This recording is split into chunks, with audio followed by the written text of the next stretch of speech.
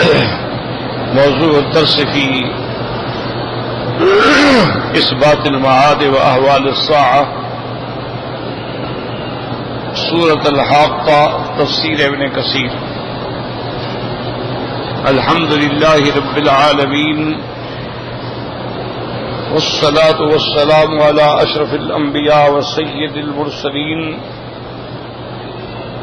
سيدنا محمد وعلى آله وأصحابه أجمعين. اللهم صل على سيدنا محمد وعلى آل سيدنا محمد كما صليت على إبراهيم وعلى آل إبراهيم في العالمين إنك حميد مجيد. أعوذ بالله من الشيطان الرجيم. بسم الله الرحمن الرحيم. الحاقة ما الحاقة وما أدراك ما الحاقة. كذبت ثمود وعاد بالقارعة فأما ثمود فأهلكوا بالطاغية وأما عاد فأهلكوا بريح صرصر عاتية سخرها عليهم 7 ليال و8 أيام حسوما فترى القوم فيها صرعى كأنهم أعجاز نخل خاوية فهل ترى لهم من باقية.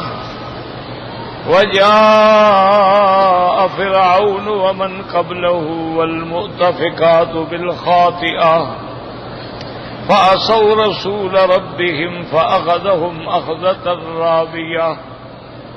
إنا لما طغى الماء حملناكم في الجارية لنجعلها لكم تذکرة وتعیها اذن واعیہ. اللہ تبارک و تعالی نے کلام مقدس کی ان آیات مبارکہ میں قیامت کے بارے میں اور سالفہ کے بارے میں ذکر فرمایا ہے. الحمدللہ خلاصہ سبق کا جو 2-4 روز سے میں پڑھا رہا ہوں وہ یہ ہے کہ 3 مسائل ہیں: توحید، نبوت اور قیامت. یہ بنیاد، ان میں کوئی اختلاف نہیں حضرت نوح علیہ السلام سے لے کر ہمارے آقا. اور یہ بھی میں نے عرض کر دیا تھا کہ توحید کا سمجھنا بھی انسان کی فطرت سے تعلق رکھتا ہے. یعنی آدمی تھوڑی سی بھی کوشش کرے تو مسئلہ توحید سمجھ آ جاتا ہے. اسی طرح نبوت اور رسالت جو ہے وہ بھی سمجھ آ جاتی ہے کہ اللہ نے لاکھوں پیغمبر بھیجے ہیں، ہر قوم میں نبی آئے ہیں، ہر قوم نے پیغمبروں کا ذکر کیا ہے. تو اس کا سمجھنا بھی اگر ضد نہ ہو، اناد نہ ہو تو آسان ہے. جہاں تک قیامت کا تعلق ہے، چونکہ اس کا مسئلہ ہے عالم مغیبات سے، یہ غیب سے تعلق رکھنے والی چیز ہے، یعنی جو ابھی ہمارے سامنے نہیں ہے. یوں سمجھ لیں بھئی نبوت تو سامنے آ گئی، توحید کا تعلق فطرت انسانی سے ہے، لیکن قیامت جو ہے وہ تو آئے گی.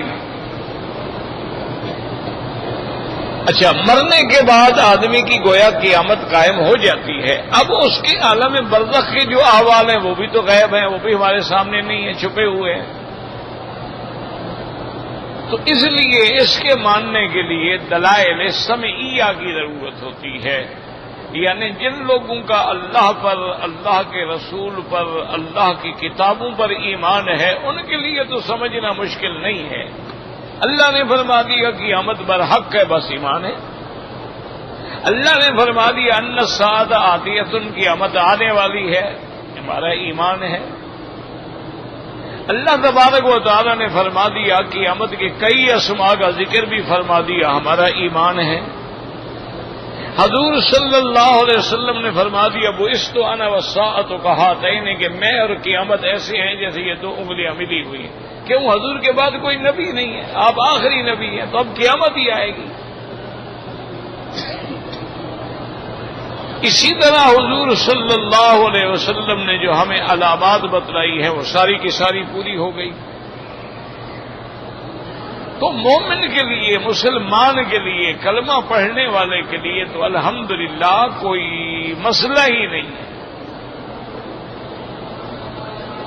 اس کا تو ایمان ہے، حضور نے فرما دیا، بات ختم۔ البتہ جو کافر ہیں ان میں بھی یہودی جو ہیں یا نصرانی ہیں وہ بھی قیامت کو مانتے ہیں، یہود اور نصارہ کا بھی قیامت پہ ایمان ہے، وہ بھی کہتے ہیں قیامت ہوگی۔ یہ ٹھیک ہے کہ ان کا عقیدہ یہ ہے کہ بھئی ہمیں عذاب نہیں ہوگا، ہم اللہ کے بیٹے ہیں، اللہ کے محبوب ہیں، یا ان کا یہ عقیدہ ہے کہ لن تمسنا النار الا ایاما معدودہ، چند دنوں کے لیے ہمیں آگ میں ڈالا جائے گا، وہ جو ہمارے لوگوں نے بچھڑے کی عبادت کی تھی اتنے دن کے لیے، اس کے بعد ہمیں عذاب نہیں ہوگا، لیکن وہ مانتے ہیں کہ قیامت ہے۔ اسی طرح نصرانی ہیں، وہ بھی مانتے ہیں کہ قیامت ہے، اور ان کا یہی عقیدہ ہے کہ بھی ہم حضرت عیسیٰ علیہ السلام کو جب اپنا ملجا ماوا مانتے ہیں اور وہ اللہ کا بیٹا ہے نعوذ باللہ، تو وہ قیامت میں ہماری سفارش کریں گے، ہمیں چھڑوا لیں گے۔ مانا ہے کہ قیامت وہ بھی مانتے ہیں، یعنی یہود بھی مانتے ہیں، نصارہ بھی مانتے ہیں۔ اچھا، اسی طرح سے ہندو جو ہیں ان کے ہاں بھی قیامت کا ذکر ان کی کتابوں میں، ویدوں میں موجود ہے، اور اپنے عقل کے مطابق جو مردے کو جلاتے ہیں وہ بھی اسی لیے جلاتے ہیں کہ جل گیا، راکھ میں مٹی ہو گیا تو اب اس کو عذاب نہیں ہوگا، یہ عذاب سے بچ گیا۔ جیسے کہ بنو اسرائیل کے ایک بندے کے بارے میں آتا ہے کہ وہ اللہ کے ماننے والا تھا، وہ نبی کو ماننے والا تھا، مرنے کا جب وقت آیا تو اس نے اپنی اولاد کو وصیت کی کہ جب میں مر جاؤں تو میری لاش جو ہے نا اس کو جلا دینا، جلانے کے بعد جو راکھ اکٹھی ہوگی اس راکھ کو اکٹھا کر لینا، پھر اس کو 3 حصے کر دینا، ایک حصہ جو ہے دریاؤں میں بہا دینا، اور ایک حصہ جو ہے ایسے جنگلوں میں ڈال دینا، اور ایک حصہ جو ہے جب ہوا بڑی آندھی تیز چلے اس میں اڑا دینا۔ مر گیا، ان نے اسی طرح کیا، اس کی لاش کو جلا دیا، اس کے 3 حصے کر دیے، کوئی دریا میں ڈالا، کوئی اڑا دیا، کوئی جنگلوں میں ڈالا۔ اللہ نے حکم دیا کہ اپنے اس بندے کو جس نے یہ کیا تھا، اللہ نے حکم دیا کہ کھڑے ہو جاؤ، زندہ ہو جاؤ، زندہ ہو گیا۔ اللہ کے آگے کیا مشکل ہے؟ اب جب زندہ ہو گیا تو اللہ نے فرمایا میرے بندے یہ تم نے کیا کیا ہے؟ تم تو ماننے والے تھے، خدا کو ماننے والے، انبیاء کو ماننے والے، یہ تم نے کیا کیا کہ میری لاش کو جلا دیا جائے؟ انہوں نے کہا یا اللہ آپ جانتے ہیں، ہمارے دلوں کے بھید بھی جانتے ہیں، میں گناہگار تھا، میں نے تیرے ڈر کی وجہ سے یہ کیا کہ جب میں جل جاؤں گا اور راکھ ہو جاؤں گا اور مٹی ہو جاؤں گا تو اس کے بعد جو ہے نا وہ میں دوبارہ نہیں اٹھوں گا، تو میں عذاب قیامت سے بچ جاؤں گا، میں نے آپ کے ڈر سے یہ کیا، آپ جانتے ہیں۔ تو اللہ تبارک و تعالیٰ فرمائے کہ چلو جاؤ میں نے تمہیں معاف کر دیا، جو ڈر گیا وہ کامیاب ہو گیا۔ تو ایک لحاظ سے یعنی یہ بھی جانتے، اس لیے مردوں کو جلا رہے ہیں، ان کے بھی یعنی یہ دماغ میں ہے۔ پھر ان کے اندر کچھ عقیدے بگڑ گئے ہیں، وہ کہتے ہیں کہ آدمی ایک دوسرا جنم لیتا ہے، اور وہ جنم جو ہے کسی جانور کی شکل میں بھی ہو سکتا ہے، کسی پرندے کی شکل میں بھی ہو سکتا ہے، لیکن بہرحال ان کے ہاں بھی کوئی نہ کسی لحاظ سے قیامت کا ایک تصور جو ہے وہ ہے ان کے اندر۔ ہاں وہ لوگ جو ہیں جن کو آپ دہریہ کہہ سکتے ہیں، جن کو آپ بالکل لا دین کہہ سکتے ہیں، لا مذہب کہہ سکتے ہیں، جن کا نہ دین ہے، نہ مذہب ہے، نہ خدا پہ اعتبار ہے، یقین ہے، نہ نبوت پہ ہے، البتہ وہ منکر ہیں۔ تو ان کو دلائل دینے کے لیے پہلے تو ہمیں ضرورت نہیں، اگر ایسی بات بھی ہو تو ان کے آپ دلائل دے سکتے ہیں کہ بھی دیکھو قرآن میں جو جو کچھ اللہ نے فرمایا سارا سچ ہوا، ثابت کہ نہیں ہوا۔ تو اگر قرآن کی ہر خبر سچی ہے تو پھر یہ خبر بھی سچی ہے۔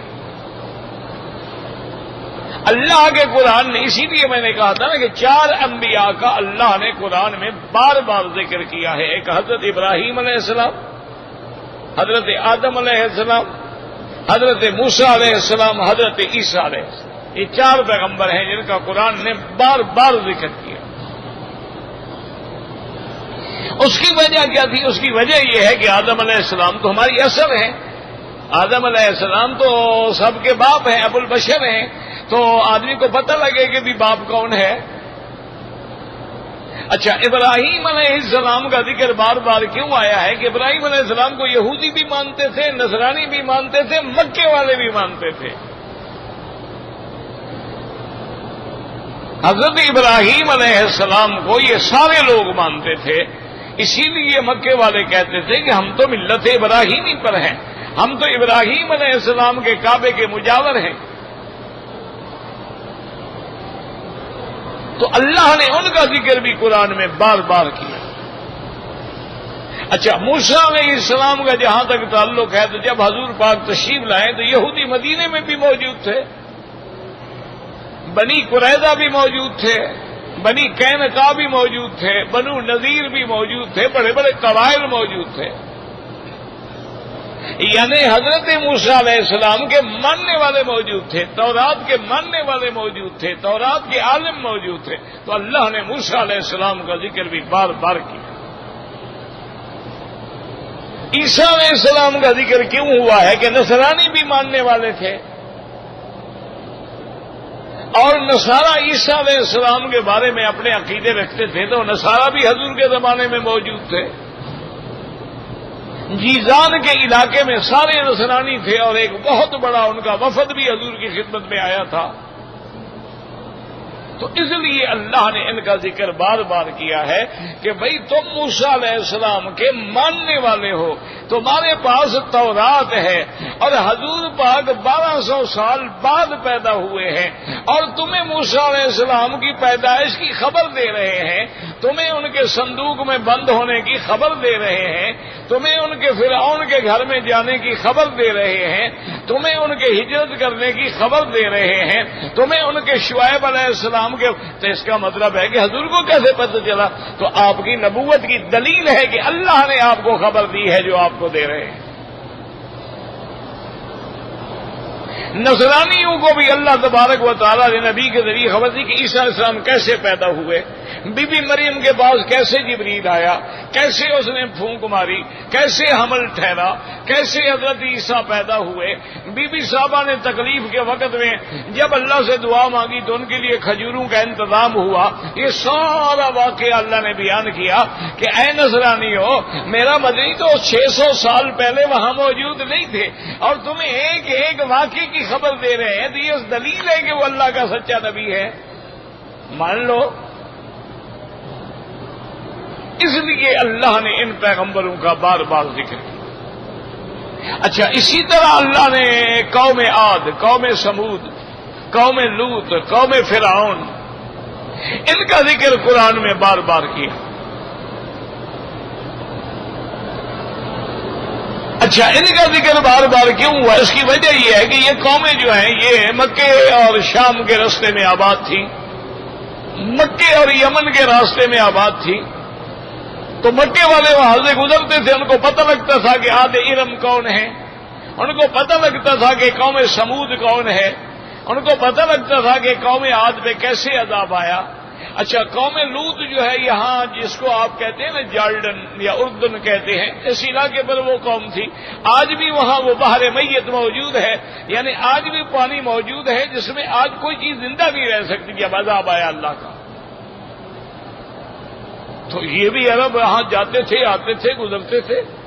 اچھا، قوم فرعون کا قصہ ہے تو مصر سے تعلق رکھتا ہے، ان لوگوں کا مصر بھی آنا جانا تھا، اور سیدنا اسماعیل علیہ السلام کی والدہ بھی مصر سے تھی اور آپ کی شادی بھی مصر سے تھی، تو اس لیے اللہ نے ان قوموں کا ذکر بھی بار بار کیا تاکہ پتہ لگے ان کو صداقت محمد مصطفیٰ کا صلی اللہ علیہ وآلہ آلہ واصحابہ وسلم تسلیما کثیرا کثیرا۔ اچھا، پھر دیکھیں کمال خداوندی، کمال قدرت دیکھیں کہ جو چیزیں اللہ نے باعث حیات بنائی ہیں انہی کو اللہ نے باعث عذاب بنا دیا، وہ قادر ہے۔ کیا معنی؟ مثلا پانی کے بغیر کوئی جاندار زندہ ہی نہیں رہ سکتا، پانی حیات کا سبب ہے، وجعلنا من الماء كل شيء حي، پانی سے ہر چیز کی زندگی ہے، تو پانی تو حیات کا ذریعہ ہے۔ لیکن اللہ نے جب قوم فرعون پہ عذاب بھیجا تو پانی کے ذریعے بھیجا، پانی میں غرق کیا، کہ جو حیات کا ذریعہ تھا وہی ہلاکت کا ذریعہ بن گیا۔ اسی طرح آپ دیکھیں کہ ہوا نہ ہو تو انسان زندہ نہیں رہ سکتا، ہوا ذریعہ حیات ہے، لیکن اللہ نے قوم عاد پہ جب عذاب بھیجا تو ہوا بھیجی، ہوا کو ذریعہ ہلاکت بنا دیا۔ تو اس لیے اللہ نے قیامت کے احوال کے ساتھ ان قوموں کا ذکر کیا ہے کہ جب تم ان قوموں کے احوال کو پڑھو گے تو تمہیں سمجھ آ جائے گی کہ جو خدا اس بات پہ قادر ہے وہ قیامت میں بھی قادر ہے۔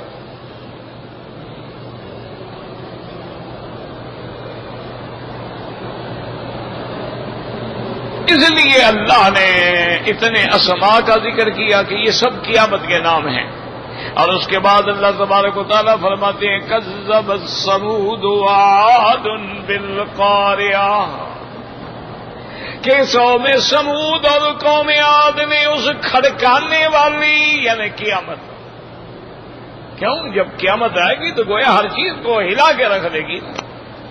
اذا زلزلت الارض زلزالها وَأَخْرَجَتِ الْأَرْضُ أَثْقَالَهَا، اور کسی جگہ قرآن فرماتا ہے اِذَا السَّمَاءُ انفطرت وَإِذَا الْكَوَاكِبُ انتَثَرَتْ وَإِذَا الْبِحَارُ فُجِّرَتْ۔ اللہ نے فرمایا میرے مدنی جب آسمان پھٹ جائیں گے، جب تارے جھڑ جائیں گے، اور کسی جگہ آتا ہے اذا البحار سعرت، اور جب دریا جو ہیں وہ دہکا دیے جائیں گے۔ کیا مانا؟ چونکہ حضور نے فرمایا یہ دریا جو ہے اس کے نیچے آگ ہے، اس لیے حضرت عبداللہ ابن عمر رضی اللہ تعالی عنہما سمندر کے پانی سے وضو نہیں فرماتے تھے۔ صحابہ نے پوچھا کیا بات ہے؟ فرمایا حضور نے فرمایا تھا ان تحت البحر نار، اس کے نیچے آگ ہے۔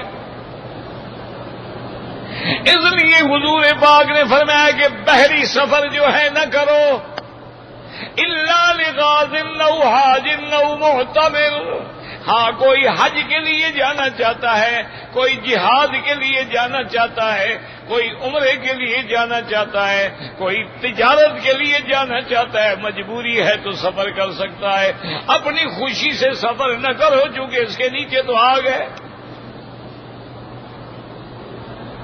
اچھا، اس لیے قیامت کا ایک منظر یہ بھی ہے کہ اللہ نے فرمایا کہ جب وہ سمندر آگ سے دہکا دیے جائیں گے تو مفسرین کرام نے علماء نے لکھا ہے کہ یوں سمجھو کہ یہ سمندر ہے، پانی ہے، اس کے نیچے آگ ہے، آگ کے اوپر جو ہے ایک غلاف حجری ہے یعنی ایک پتھر کی چادر ہے، اس آگ کو اللہ نے بند کیا ہوا ہے، آگ موجود ہے لیکن اس کے اوپر جو ہے نا وہ ایک بالکل غلاف حجری ہے۔ اچھا، یہ جتنی ڈرلنگ کرتے ہیں نا، کھدائیاں کرتے ہیں پیٹرول نکالنے کے لیے یا ڈائمنڈ نکالنے کے لیے، ہیرا موتی چاندی نکالنے کے لیے، سونا نکالنے کے لیے، ان کی ڈرلنگ 2 3 میل بھی نیچے جاتے ہیں، لیکن ایک حد ہے جب وہاں پہنچتے ہیں پھر مشینیں کام نہیں کرتی۔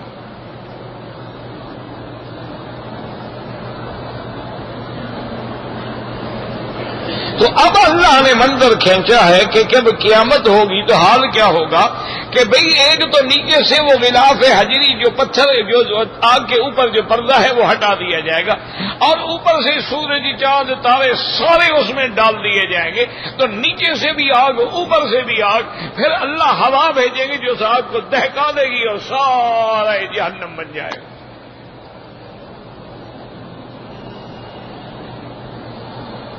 اب دیکھیں کہ 1400 سال گزرنے کے بعد سونامی جو آپ نے سنا تھا، ایک عذاب آیا تھا انڈونیشیا میں سونامی کے نام سے، تو وہ ہوا یہ تھا کہ وہاں جو لوگ موجود تھے سمندر کے کنارے پر، بیچ کے کنارے پہ موجود تھے، وہ کہتے ہیں کہ ہم لوگ کھڑے تھے، وہاں لوگ ہزاروں کی تعداد میں جاتے تھے سیر و تفریح کے لیے، بے حیائی کے اڈے بن گئے تھے۔ تو وہ کہتے ہیں کہ ہم کھڑے تھے تو ہم نے یہ دیکھا کہ پانی جو ہے نا سمندر کا، ورنہ یہ ہوتا ہے نا کہ لہر آتی ہے اور لہر واپس چلی جاتی ہے، پھر آ جاتی ہے، پھر واپس چلی جاتی ہے۔ اچھا، اور خدا کی قدرت کا نظام دیکھیں کہ اللہ نے سمندر کا تعلق جو ہے وہ چاند سے رکھا ہے، اس لیے آپ جا کے دیکھیں کہ جب چاند نیا نیا نکلتا ہے نا سمندر میں جوش نہیں ہوتا، جیسے جیسے چاند چڑھتا آئے گا سمندر بھی چڑھتا آئے گا،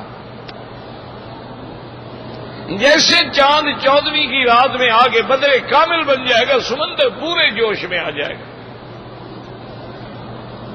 اچھا، پھر چاند گھٹنا شروع کرے گا سمندر بھی گھٹنا شروع ہوگا۔ اب جدید علم یہ کہتا ہے کہ چاند جو ہے وہ اپنے مدار سے زمین کے قریب آ گیا ہے۔ مثال کے طور پہ یعنی اگر 1000 میل دور تھا تو اب 800 میل دور ہو گیا، 200 میل قریب آ گیا۔ اب اس سے سارے سائنسدان خوف میں ہیں کہ جب یہ چاند قریب آ گیا ہے اس کا معنی ہے کہ پھر سمندر میں جوار باٹھا اٹھے گا، اور سمندر جب جوش میں آئے گا تو وہ تو علاقے کے علاقے تباہ کر دے گا۔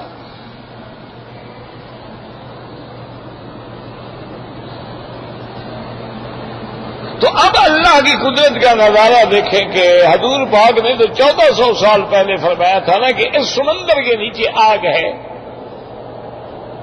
اب اس سونامی میں کیا ہوا کہ وہ لوگ جو وہاں موجود ہیں وہ کہتے ہیں کہ بھئی ہم نے دیکھا کہ پانی یکدم واپس چلا جا رہا ہے۔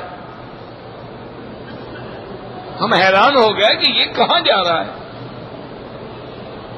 پھر محسوس ایسے ہوا کہ جیسے مثلا کوئی بڑا کنواں ہو اور پانی سارا کنویں میں نیچے جا رہا ہے، اس سے معلوم ہوا کہ وہ پانی جو کنارے تک آ رہا تھا وہ جیسے نیچے جا رہا ہے، نیچے گیا اور کچھ دیر کے بعد وہ نیچے سے اتنا شدید گرم ہو کر جیسے آگ ہوتی ہے، نیچے سے وہ گرم ہو کے اٹھا اور وہ 200 میٹر اونچا تھا، اور وہ 200 میٹر اونچی لہر جو تھی وہ ایسے جو چلی تو پھر جہاں جہاں سے گئی 200 میٹر اونچا ہوگا تو مکان کیا بچیں گے یا گھر کیا بچیں گے یا فصل، سب کو لپیٹ میں لے گئی۔ اب انہوں نے کہا کہ بھائی مسلمان تو ٹھیک کہتے تھے کہ اس کے نیچے آگ ہے، اب ان کو خیال آیا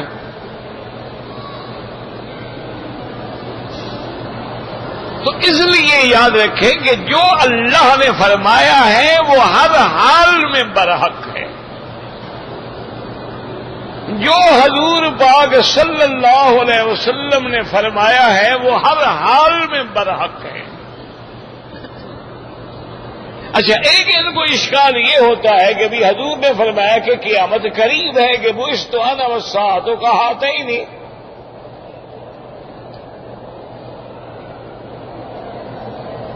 اسی طرح قرآن میں آتا ہے کہ میرے محبوب آپ سے پوچھا جاتا ہے قیامت کب ہے، وما یدریک لعل الساعۃ تکون قریبا، آپ کو کیا خبر ہو سکتا ہے قیامت بالکل قریب ہو۔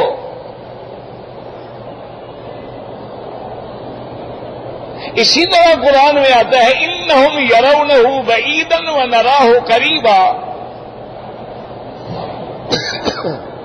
اسی طرح قرآن میں آتا ہے اقترب للناس حسابهم وهم فی غفلۃ معرضون. اسی طرح قرآن میں آتا ہے اقتربت الساعۃ وانشق القمر. تو وہ اعتراض یہ کرتے ہیں کہ بھئی قیامت کیسے قریب ہے؟ 1400 سال گزر گئے ابھی تک تو نہیں آئی. اور قیامت سے عیسیٰ علیہ السلام ڈراتے رہے، اگر ان کی مدت بھی ملا لیں تو پھر 14 اور 6 2000 سال. اگر موسیٰ علیہ السلام کی مدت بھی ملا لیں تو 2600 سال ہو جاتے ہیں. اگر ہم ابراہیم علیہ السلام کی مدت کو بھی ملا لیں تو 4000 سال ہو جاتا ہے.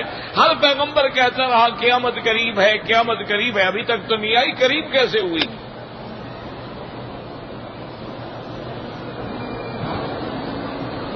یہ سب سے بڑا اشکال ہے جن کے دماغوں میں ہے کہ بھی آپ مسلمان کہتے ہیں قیامت قریب ہے. ابھی کہاں قریب ہے؟ ہزاروں سال گزر گئے.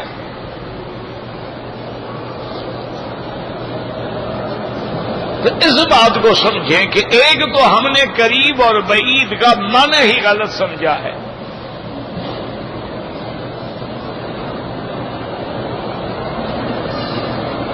اللہ نے فرمایا انہم یرونہ بعیدا ونراہ قریبا. اللہ تبارک و تعالی نے فرمایا کہ وہ سمجھتی ہیں یہ دور ہے، ہم جانتے ہیں یہ قریب ہے. تو علماء نے فرمایا اس کا ایک معنی یہ ہے کہ ان کے نزدیک بعید معنی قیامت ناقابل وقوع ہے اور ہمارے نزدیک قابل وقوع ہے، ہو سکتی ہے. جیسے کوئی بندہ کہتا ہے یار یہ بات تو ہو ہی نہیں سکتی نا، یعنی یہ بہت دور ہے. اگر کہتے نہیں بھائی ہو تو سکتی ہے تو معنی یہ ہے کہ تم سمجھتے ہو قیامت نہیں ہو سکتی، نہیں ہو سکتی ہے. ایک معنی یہ ہے. اور دوسرا معنی یہ ہے کہ اللہ فرماتے ہیں ان الساعۃ آتیۃ لا ریب فیہا وَأَنَّ اللَّهَ يَبْعَثُ مَن فِي الْقُبُورِ. اللہ فرماتے ہیں قیامت آنے والی ہے. اس لیے حدیث میں بھی آتا ہے اور علماء نے بھی لکھا ہے کہ الدنیا مدبرۃ والآخرۃ مقبلۃ. یہ دنیا جا رہی ہے اور آخرت آ رہی ہے. تو جو چیز آنے والی ہو وہ قریب ہوتی ہے اور جانے والی جو ہے وہ دور ہوتی ہے.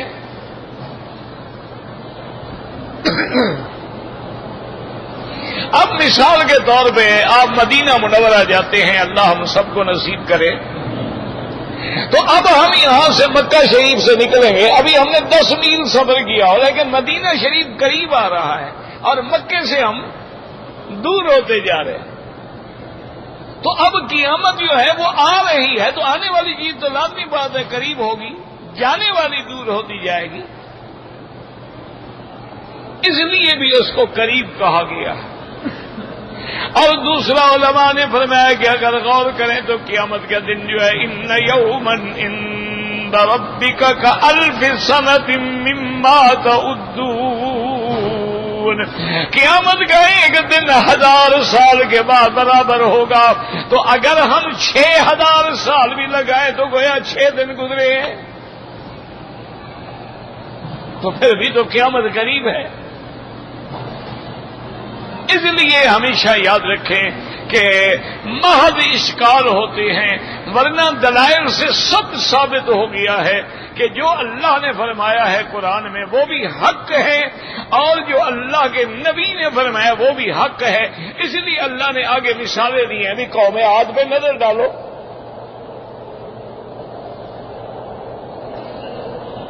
قوم سمود پہ نظر ڈالو.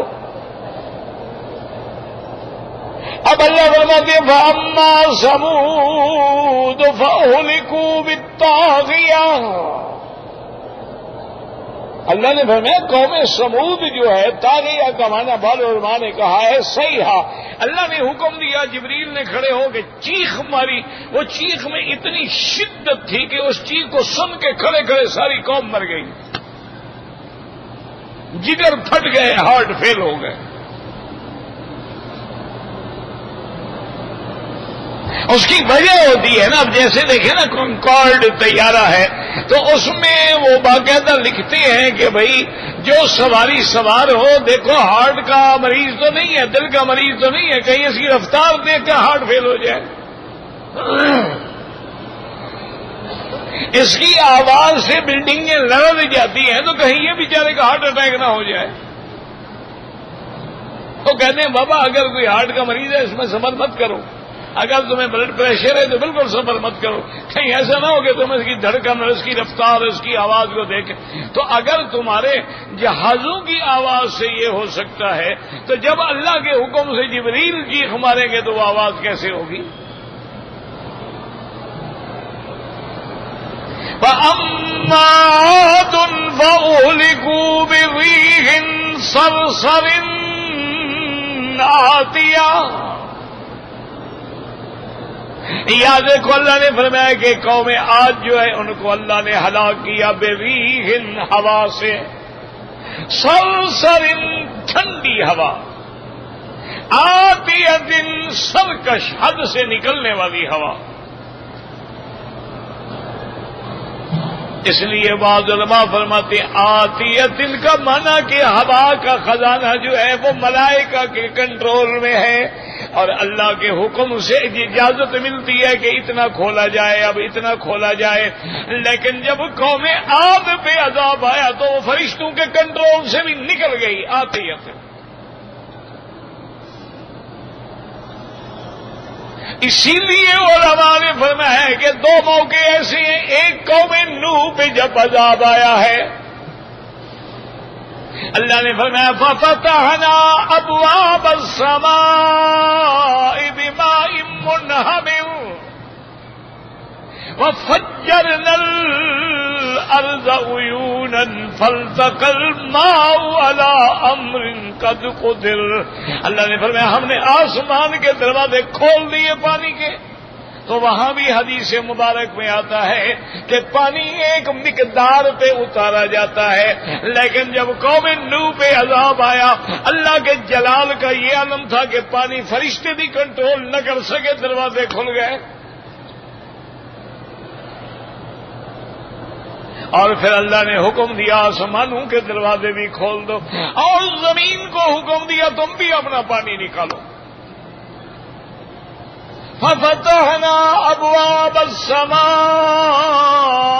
بِمَاءٍ مُنْهَمِرٍ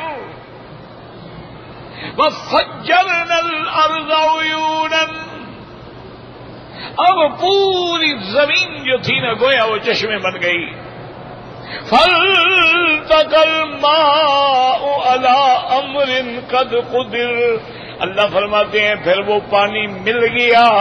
یاد رکھیں یہاں تو ماءان ہونا چاہیے تھا, ایک آسمان کا پانی ایک زمین کا پانی, لیکن اللہ نے فرمایا فَالْتَقَى الْمَاءُ. علماء نے فرمایا وجہ یہ ہے کہ جب تو دونوں پانی مل گئے تو ایک جنس بن گئی نا, اب دو نہیں رہے. اس لیے تصدیہ کا ذکر نہیں آیا, جنس ماء کا ذکر آیا ہے.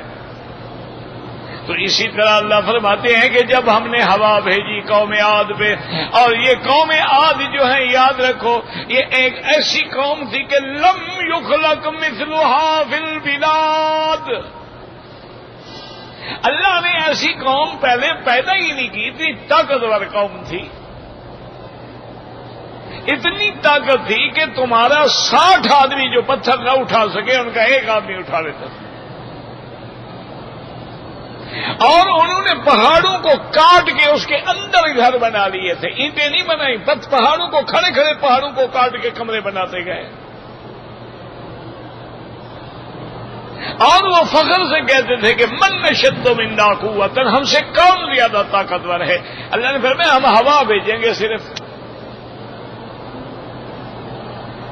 اب انہوں نے کوشش بھی کی کہ اپنے آپ کو ایک دوسرے کو پکڑ لو, اپنے آپ کو کسی پتھر کے ساتھ رسے سے باندھ لو.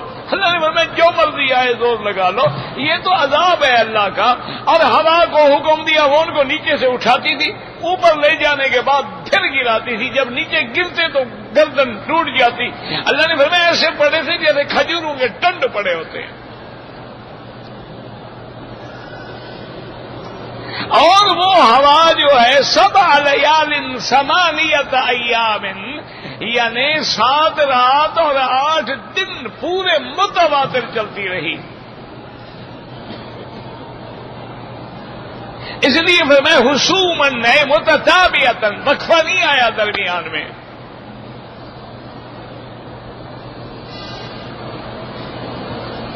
اور یہ بھی یاد رکھ لیں کہ اللہ نے جتنی ہوائیں پیدا فرمائی ہیں ان کے 8 قسم ہیں. 4 ہوائیں جو ہے وہ رحمت کے لیے ہیں اور 4 ہوائیں جو ہیں وہ عذاب کے لیے ہیں. اسی لیے حدیث میں آتا ہے حضور نے فرمایا نصرت بالصبا واہلکت عاد بالدبور، اللہ نے باد صبا بھیج کے میری مدد کی ہے اور اللہ نے قوم عاد کو ہوا دبور سے ہلاک کیا تھا. تو 8 قسم کی ہوائیں ہیں، 4 رحمت کے لیے، 4 عذاب کے لیے. اچھا، اور ایک مسئلہ اور بھی یاد رکھ لو، قرآن میں جہاں ریح کا لفظ آئے گا وہ عذاب کے لیے ہوگا، اور جہاں ریاح کا لفظ آئے گا وہ رحمت کے لیے ہوگا. هو الذی یرسل الریاح بشرا بین یدی رحمتی، اور یہاں اللہ نے فرمایا فَأُهْلِكُوا بِرِيحٍ. تو بہرحال اللہ سے دعا کریں اللہ پورے عالم اسلام پہ رحمت نازل فرمائے اور اپنے عذاب سے بچائے.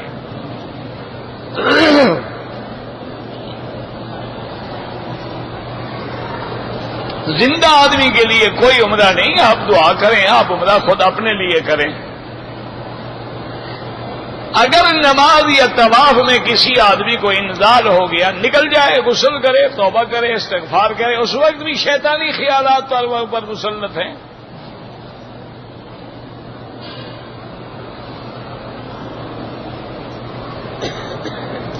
میرے پاس دم دینے کے پیسے تو ہیں، لیکن میں کہتا ہوں روزے رکھ، روزے تب رکھے جاتے ہیں جب پیسے نہ ہوں.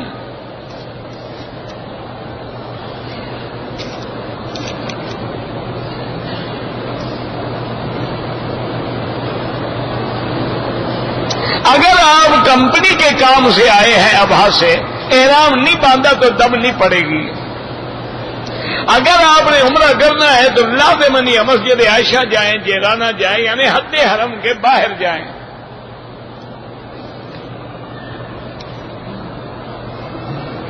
اللہ جن کی بھی اولاد نہیں ہے ان سب کو صاحب اولاد بنائے. رکن یمانی پہ ہاتھ لگانا ہے، بوسہ نہیں دینا ہے.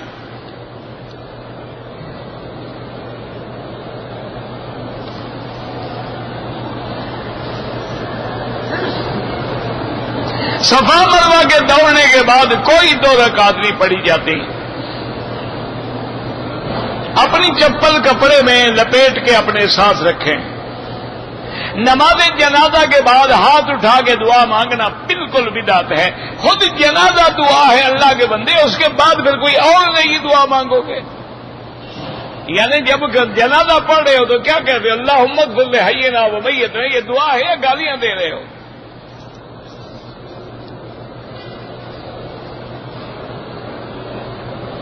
نماز جنازہ پڑھتے ہیں تو بالغ ہے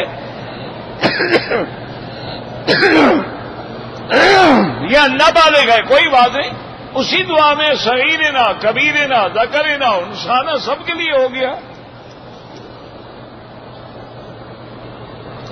میلاد پاک بنانا جو ہے خالص بدعت ہے. 11ویں شریف غوث پاک کی منانا بالکل بدعت ہے، اور انہیں غوث سمجھنا یا کہنا شرک ہے. غوث اللہ کی ذات ہے.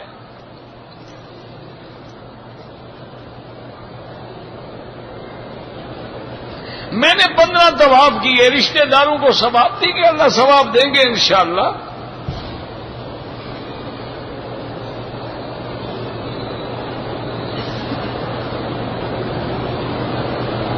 میں رات کو تھک گیا تھا، والدہ گم ہو گئی تھی، ہوٹل جا کے میں نے سلے ہوئے کپڑے پہن لیے، سو گیا. صبح کو میں نے حلق کرایا. اگر 4-5 گھنٹے گزر گئے پھر دم پڑ گئی. اگر گھنٹہ آدھا گھنٹہ دو تو پھر دم نہیں پڑے گی، صدقہ کر دو. ایک آدمی نے پہلے 2 شادیاں کی ہیں تو تیسری شادی کے لیے اجازت ضروری ہے؟ 2 کا تجربہ نہیں ہوا ابھی اسے؟ کوئی ضروری نہیں ہے جناب. کون سی ایسی عورتیں پاگل ہیں جو آپ کو اجازت دیں گی؟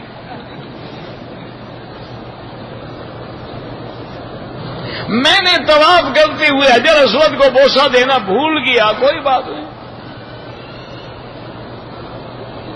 اگر چیزیں قسط پہ مہنگی بیچی جائے وہ جائز ہیں. 4 رکعت سنت پڑھنا بھی حدیث میں ہے اور 2 رکعت پڑھنا بھی حدیث میں ہے. بلکہ ترمذی شریف میں حدیث ہے کہ ظہر کی پہلی جو ہے وہ 4 پڑھی جائیں تو افضل ہے.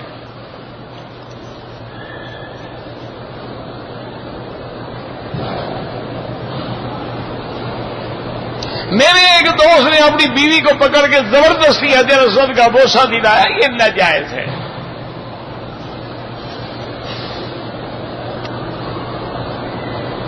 احرام کی حالت میں اگر کوئی گھڑی چگا وغیرہ ناجائز ہے. فیس ماسک جو پہنتے ہیں اگر مجبوری ہے، کوئی بیماری لگی ہوئی ہے پھر پہن سکتے ہیں.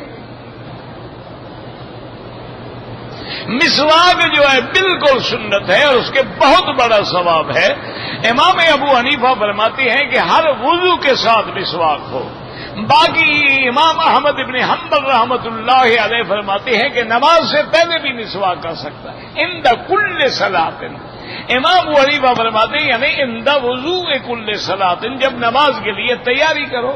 جیسے اذا قمتم الی الصلاۃ فاغسلوا وجوہکم، جب نماز کے لیے کھڑے ہوں تو منہ دھوئیں. کیا مانا؟ سب نے منہ دھوئیں. مانا اذا اردتم القیامہ، جب نماز کے لیے جانا چاہو تو وضو کرو.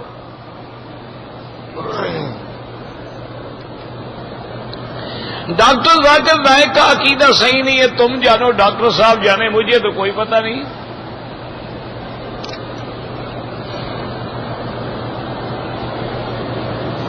پتہ نہیں کیا لکھا ہے.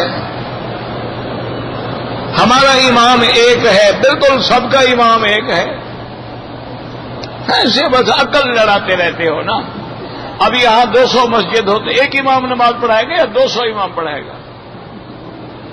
خلفائے راشدین 4 ہیں یا 1 ہے؟ بس ایسے عقل لڑاتے رہتے ہیں. اللہ ہدایت دے اور کیا کریں. اگر طواف کے دوران قرآن اٹھا کے پڑھے بالکل جائز ہے، لیکن حضور پاک نے نہیں پڑھا. حضور پاک نے سبحان اللہ والحمد للہ لا الہ الا اللہ اللہ اکبر وللہ الحمد.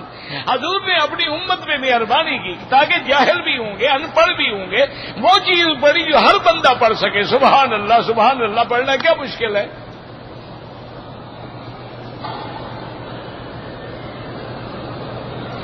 کہتے جی کہ یہاں پر جتنے لوگ ہیں پولیس میں ہیں داڑھی نہیں ہے، دعا کرو اللہ توفیق دے ان کو.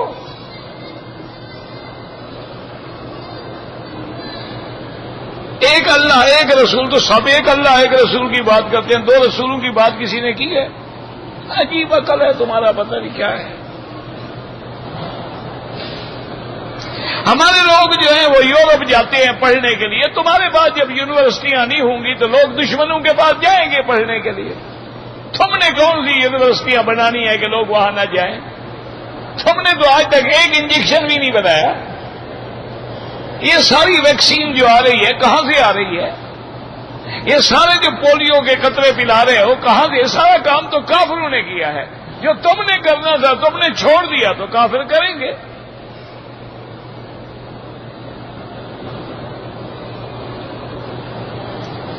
انٹرنیٹ پہ 4 لاکھ ویب سائٹ ہیں، 2 لاکھ مسلمانوں کے خلاف ہیں، تو تم 2 لاکھ مسلمانوں کے حق میں بنا ڈالو. کہنے کی کیا ضرورت ہے؟ تقریر کرنے کی کیا ضرورت ہے؟ تمہارا کام تو صرف یہی ہے نا، پیزا کھانا ہے یا برگر کھانا ہے یا البیگ کھانا ہے. مسلمان کا کام تو یہی ہے. پیسے زیادہ آ گئے شادیاں کر لو، اور زیادہ آ گئے 2-4 بندے مار ڈالو. ورنہ ہم نے آج تک کوئی کام کیا ہے رفائی؟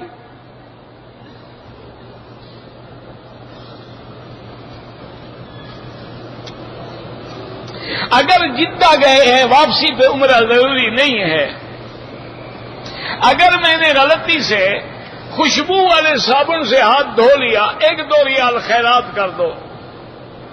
پیر اور جمعرات کا روزہ رکھنا سنت ہے۔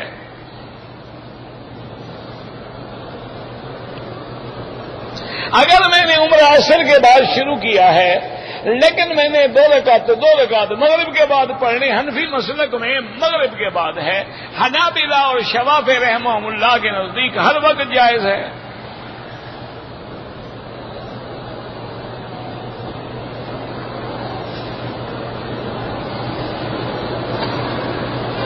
بہرحال یہ ہے جی کہ میں مدرسے سے آیا ہوں بغیر چھٹی کے، اللہ پاک ان کے دل میں رحم ڈالیں گے، تمہیں مدرسے سے نہیں نکالیں گے۔ ماتری والا میں جو محتمم ہو نا مدرسے کا، ان کو میرے حوالے سے کہنا۔ طواف افضل ہے یا کسی عالم کے درس میں بیٹھنا؟ دین سیکھنا تو فرض ہے نا، طواف تو نفلی عبادت ہے۔ حرم کے باہر جو جوتے پڑے ہیں وہ بہتر ہے اپنے جوتوں کی حفاظت کرو، اگر پھینک دیں تو پھر اٹھا سکتے ہو۔ اگر ایک آدمی نے اپنے گھر سے 2 چادریں باندھ لی، مسجد عائشہ جا کے نیت کر کے آیا، کوئی بات نہیں۔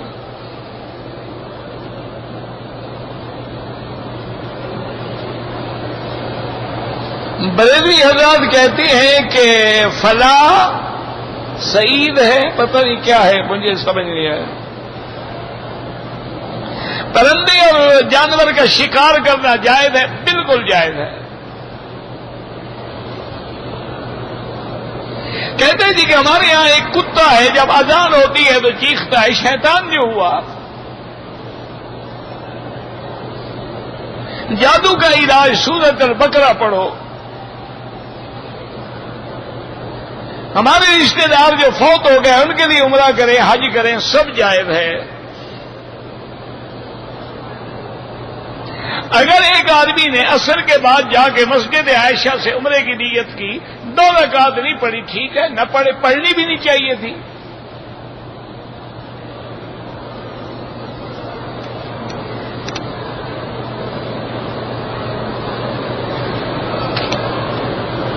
اللہ سب کی دعائیں پوری فرمائے۔ اب یہ ساری خط تو نہیں پڑھ سکتا میں۔ ان تدعوا لي ولأهلي بالشفاء اللهم اشفنا واشف مرضانا ومرضى من اوصانا واستوصانا ومرضى المسلمين برحمتك يا ارحم الراحمين۔ یا اللہ عالم اسلام پہ رحمت نازل فرما، یا اللہ بلاد اسلامیہ کی حفاظت فرما، یا اللہ اس بلد الامین کو قیامت تک ہر فتنے سے محفوظ فرما، یا اللہ بیماروں کو شفا عطا فرما، بے حیاؤں کو حیا عطا فرما، بے دینوں کو دین عطا فرما، بے اولادوں کو اولاد عطا فرما، جن کی اولادیں ہیں ان کو صالح بنا، جن کے گھروں میں لڑکیاں ہیں ان کو خیر کے رشتے نصیب فرما، یا اللہ ہمیں مانگنا نہیں آتا، بغیر مانگے عطا فرما۔ ربنا آتنا فی الدنیا حسنۃ وفی الآخرۃ حسنۃ وقنا عذاب النار۔ صلی اللہ تعالی علی خیر خلقہ سیدنا محمد وعلی آلہ وصحبہ اجمعین۔ اللہم صل علی سیدنا محمد وعلی آل سیدنا محمد کما صلیت علی ابراہیم